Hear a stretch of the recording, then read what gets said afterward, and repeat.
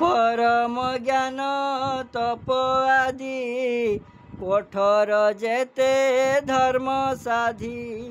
ए सर्वगति नारायण एबे हो मुनि गणे सुण ए सर्वविधि धर्म जेते करिब विष्णु प्रीति अर्थे ए तीनि गुणे नारायण सृष्टि पालन संहारण एमंते विश्वरूप धरे माया संसारे से विहरे हरि हरि बोल स्वभावे निर्गुण मुरारी खेलोई त्रिगुण आवरी सकल जीव मध्य थाई अज्ञाने जीवन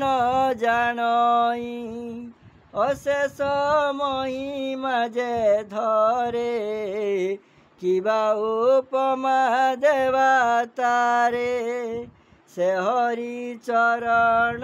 पंकज सुजन जन नित्य भज कहई दास जगन्नाथ गीत प्रबंधे भागवत हरि हरि बोल इति श्रीमद्भागवते महापुराणे परमहंस्यां संहितायां प्रथमस्कन्धे नैमिषि उपाख्याने द्वितीय अध्याय हरि हरि बोल जय जगत कृपालु प्रभु परम दयालु नाथ नाथाय देव देवाय